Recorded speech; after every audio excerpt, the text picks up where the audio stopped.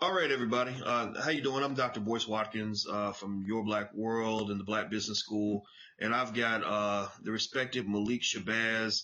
And I'm going to let Malik. I respect this brother so much, and I get so excited to talk to him. And I forgot to even ask him his official title.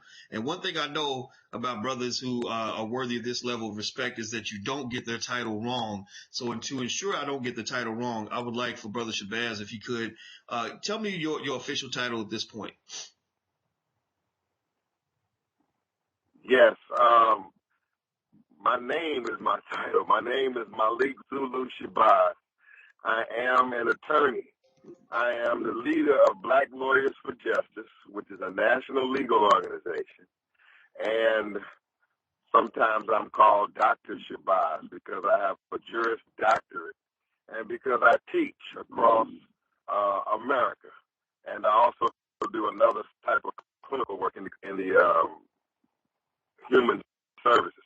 So I guess that's who I am, and more important than what my title is, what I do is I organize amongst our people. I'm sitting outside of my law office right now. They're busy in there. I'm sitting outside of my law office. I run a legal practice. I am a lifetime organizer, former chairman for the new Black Panther Party, still part of what we call the Black Panther movement. And again, I'm a lifetime organizer for the liberation of our people. I'm a businessman. I'm an attorney. And I do some other things I'll talk about here today. I'm into real estate. I have businesses, companies, corporations, employees. And we're going to be talking about, I guess, our convention. So I'm here to talk plenty of business as it relates to these Black Unity and Black Power conventions. All right. All right. Well, you know what? I've got people in here from Facebook Live as well. And what I'm actually going to do is I'm going to share this conversation with our friends over at Black Knowledge. Black Knowledge is run by Jamal Brewer. In case you guys have not gone to that page and hit the like button, I hope you will. Black Knowledge is one of the foremost African-American oriented Facebook platforms in the country. And so I'm going to share this thread so that the brothers and sisters of Black Knowledge can follow this.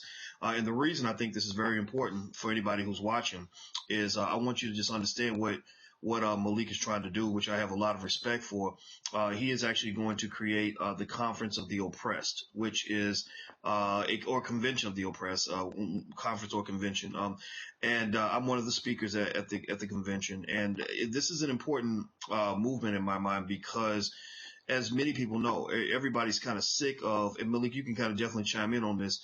Everybody's kind of sick of this same old Democratic Republican sandwich, that people feel like they're forced to eat. It's kind of shoved down our throats that, if you don't like the Republicans, you got to pick a Democrat. And if you don't like the Democrats, then you have no choices. Can you tell me about the Convention of the Oppressed and what the objective is and what's been like putting that together? Right. All right. And the Convention of the Oppressed also has a new secondary title. It's called the Convention of the Oppressed and the Black Unity Convention as it is evolving. The purpose of it is, my brother, is because there's a Democratic National Convention, a Republican National Convention. We have assessed that neither one of them directly suits our needs or fits our needs or is dealing with the Black condition at all. As you say, we're tired of the trap or the dichotomy of Democratic Party or Republican Party. As I was taught by Dr. Khalid Muhammad, Democratic or Republican Party, most of the time we are not even invited to the party. And it's not even that kind of party. We have to have our own convention because our leading representatives in economics, in politics, in struggle, and in other areas of life, and those who believe in self-determination, we believe we have a third option. That's what brings us about. There has to be a third option in this election season. And part of that third option deals with economics, which is part of this convention, which is July 14th through the 17th in Cleveland. Well, the second day, July 15th, is the Black Friday Black Economic Summit. It's the entire Friday. It's dedicated, day 2, to nothing but economics. And so we have Dr. Boyce Watkins, Roberts, the Success Scholar, Haki, Ami, and other business persons. And the whole day is dedicated to a major business forum. It's dedicated to credit counseling, financial advice, establishing business, and really focusing and educating the attendees and those who will be watching on this core issue of economic empowerment. Because in this political season, it's absolutely true that politics without politics and political participation without economic power leaves us with little political power. It means nothing in this hour. So economics is a heavy focus of our convention. Wow. Well, I agree with you 100%, brother. I mean, I think that a lot of us are still learning that, and I want everybody to know, if you just tuned in, I'm here with Malik Shabazz, who is the head of Black Lawyers for Justice. He's also a leader in the new Black Panther Party, as well as some other things. He's actually quite what's the word? I don't know if you say eclectic, or he does so many different things that you can't put him in a box. I just say he's a great Black leader and a great Black man, very intelligent man. And so anyway, one of the points that I think you made that really resonates well with me is that, political power without economic power doesn't mean a whole lot. I almost compare it to somebody giving you a driver's license, but you don't have enough money to buy a car. Because even if you got a driver's license with no car, you're only going to go where somebody else decides you're going to go. You're only going to go if they give you a ride. And when they put you out of the car, then you're going to be on the street, and they'll never let you take the steering wheel of a car that is owned by somebody else. So that seems to be the dilemma that we have. Now, I want to ask you this. With that being said, when you reflect on all the progress that was made on civil rights back in the 1960s, and you look at where we are today, do you think that how do you reflect, or how do you think we should sort of rewrite history in the sense of our analysis of what we accomplished during that era and what we need to accomplish now to kind of complete the whole puzzle? Well, we accomplished civil rights, which has its advantages as well as its limitations. Civil rights means that at least I have the opportunity to achieve something without discrimination. I have the opportunity to go to school without being discriminated against. I guess I have the opportunity to fly, use public accommodations, vote without legal discrimination. That brought us to a certain stage. It did not get us what we really needed for power, though, which is along the lines of self-determination, or even what Malcolm taught us about human rights, and so we achieved a certain level of progress, that allows us to, I guess, compete in society. But our level of the movement now, in my judgment, and I must say for you, Dr. Watkins, you are one of the strongest, not only voices amongst us. The best thing I like about you, Dr. Watkins, is that you always keep it Black. No matter how much business you talk, and you're always reminding Black people about their identity as it relates to the business. And so, I mean, with the things that we missed out on was completing this mission of self-determination and educating our kids and our youth about business ownership and entrepreneurship. I mean, it hurts me, Dr. Watkins. I'm right here in Washington, D.C. I'm African, too. But to see all of my African sisters and brothers coming from Africa right in here to Washington, D.C., and really taking advantage of most of the business opportunities, while my own Black or African brothers and sisters here are letting it go right by them, is a point of serious concern for our leadership. I mean, there is a lot of opportunities that we're missing out on. Even though we have civil rights, there's something mentally wrong with us, that even our African brothers and sisters are coming, and they're right in the city. They're all kind of businesses. I mean, we get into it, but there's businesses everywhere we don't know about. It's much deeper than the corner store or the supermarket. There are services being provided everywhere. Technological services, human services, medical services. What I say by that saying, my dear brothers, is that we have to be upgraded in this 21st century. We have to take the next level. That's why I'm reaching out for you.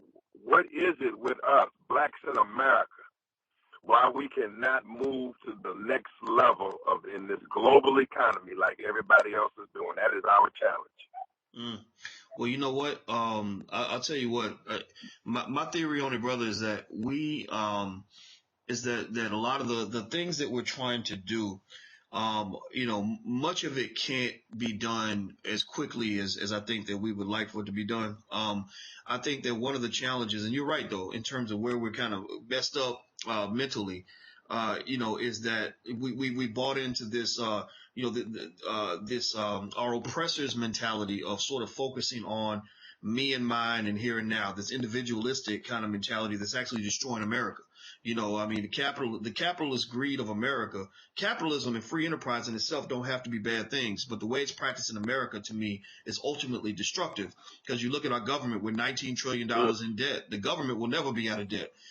We're destroying our future by not educating our young people. We're doing a lot of things in this country that are going to lead to the demise of America. So that same capitalist greed, to me, it's extreme greed in the sense that you're not only so greedy that you're selfish against other people, you're so greedy that you're selfish against yourself, meaning that you don't even care about your own future. And that's what, in fact, a good example is if you look at a corporation, what do shareholders evaluate corporations on? Do they evaluate them based on what they have planned that's going to make money over the next 20 years, or do they only evaluate based on what happens this quarter? Right? So effectively, a corporation is designed, just the model is designed to destroy the future so that you can benefit in the present. Right? So ultimately, many of us, I think, have this same mentality. We're thinking about me and mine and what I'm going to do by myself. And also, I'm thinking, not only do I not care about my own future, I don't even care about my kids and my grandkids and my great grandkids' future. And so, to me, if you think far and you think wide, meaning you spread out in time and space in terms of where your greatest concerns lie, then ultimately you understand that wealth building and power building are intergenerational games. So in my mind, I don't feel that we have to solve every problem in this generation. The only problem I'm trying to solve, the main thing I'm focused on the most, is ensuring that we prepare our children so that they don't have the same problems that we do. So that in the year 2076, they're not writing articles saying, do you know that people, Malik and Boyce were talking about this back in 2016, and we have the same problems now. That won't happen if we prepare today. So that's why I support what you're doing, man, is because I don't know how much success all this movement is going to have next year or 2 years from now. But what I see is a powerful seed that's being planted that can become something in a couple of decades that we can't even imagine. So anyway, thank you for indulging me with that that little short soliloquy. But I want to get back to you, brother, and ask you this. What do you think is the feasibility or the opportunity/limitations of forming a political party that suits us? What would that party even look like in your mind? Yeah, you can hear me now. Okay. Yes, I can hear you now. Did you catch my question, brother? Yeah, let me make sure the camera's back on. Hold on 1 second. Oh, yeah, I can see you. Okay, hold on. Let me flip the camera back. Okay. Okay, that's very good. Forming our own political party. To me, the people, it would be persons that I would sit down with, like yourself, like the politically active people amongst us, and to discuss those things. I think that's something where we need to have more summits and more meetings about. To me, if a very large, there's a lot of dissatisfied in the black community right now. Let's say, for example, there's a lot of dissatisfied blacks. There's a lot of dissatisfied in the brown community. There are many out there who voted for Bernie Sanders who say they're not going to vote, and others. So it's a heck of a question that I'm going to explore. I've heard the talk for a political party. It's just to me that it's such a strong grip that the Democratic Party primary process has on America. I'm trying to figure out how to break it. It's because the primaries and electing the two candidates who will square off it's such a rooted and locked in system, and it's based on finance and who can mount a campaign to run. Interesting. Wonder the viability of a party. So I would say, to be very honest about it, it's something that I want, it's something that I desire, something I want to participate in, something I want to talk to you, Dr. Mark Lamont Hill, the others who are in our convention, Brother Roy Tatum, Dr. Cornell West, and others, that the conversation we should have as a run-up we should have these conversations as a run-up to the convention so we can develop some consensus on it. Because to be honest, I'm feeling at a political loss between the dichotomy of these two parties. Well, you know what, brother? I'll tell you what. I think that what a large part of the solution could be is going back to what you were talking about, the economic piece. I think that's critical because if you raise the right kind of economic soldiers in our community, I'm talking about the children all the way up. You're going to have some captains of industry that will come out of that. And if the captains of industry come out of that, not just with an understanding of how to raise money, how to make money, but also with an understanding of the value of cooperative economics on both an economic and a political level, understanding how those two things tie together, then that the right person with the right resources, with the right mindset can make a difference. So, for example, imagine you look at Mark Zuckerberg, who runs Facebook. He has more political power than most kings, presidents, people around the world. And you see that he's politically engaged to a certain point. If he decided to run for president or to back a candidate, he could probably buy the White House, right? So my argument would be that if we train our children on the basics of cooperative economics, entrepreneurship, wealth building, etc., we can create the black Mark Zuckerbergs of the next generation who can then go in and decide they want to buy the White House, either individually or as a collective. The same way Oprah backed Barack Obama and kind of got his career propelled, we can have a more conscious, maybe in the next generation, you'll have a young version of a Malik Shabazz or a young version of a Boyce Watkins who then has, $5 billion in his war chest that he can allocate toward buying up the political power necessary to strengthen his community. That's my thought, man. So I'll let you get the last word, brother. Can you tell me just, your thoughts? You can respond to what I just said if you want to, but also just thoughts as far as the convention's going, where people can go to support, make a donation or anything like that. Sure. We call it the Convention of the Oppressed because we call it like we see it. Both political parties are oppressing us. We are financially oppressed, we're psychologically oppressed, and we want to deal with our problems honestly. And we say that this is a unity convention because unity is going to be the first step in getting out of this condition. We feel here at this convention that if 100 black organizations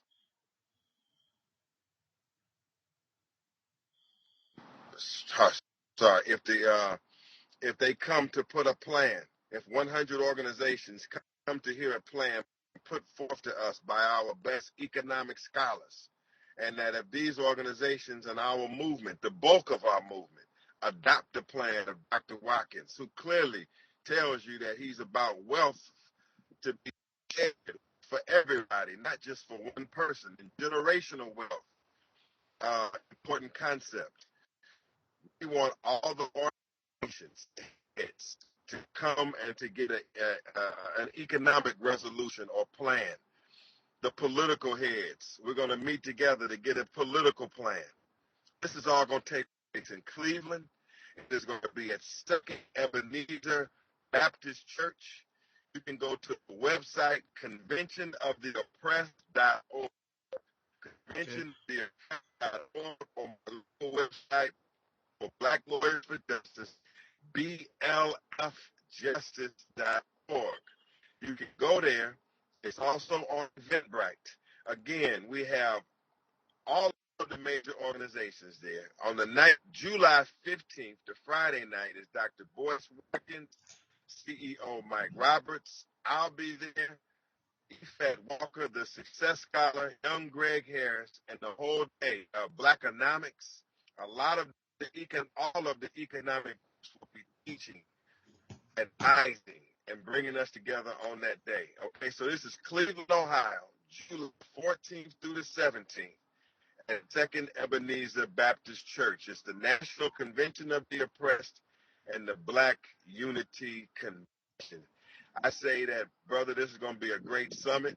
This is a time you and I talk up to the summit, and we come with a plan that the organizations can adopt. There's a lack of leadership, Dr. Watkins. There is no concrete economic plan that a bulk of the organizations are saying this is the recommended plan. There is no political plan. There is no plan where a bulk of the organizations are saying this is what we're going to do over the next year. So I say that it's a good time for us to team up. I'm looking forward to working with you.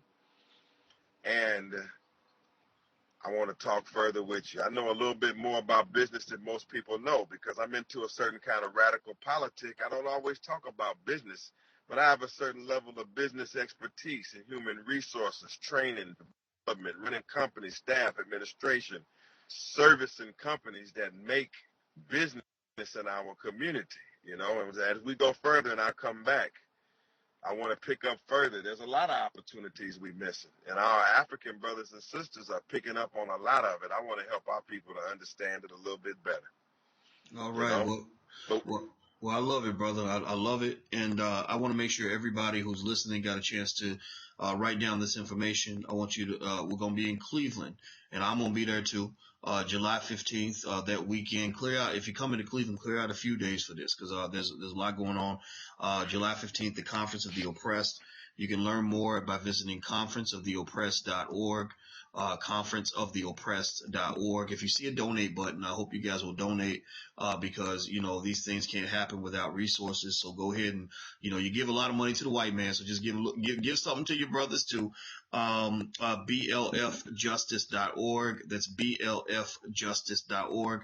Black Lawyers for Justice. I've seen their work. Their work is extraordinary. They take on situations other people run away from.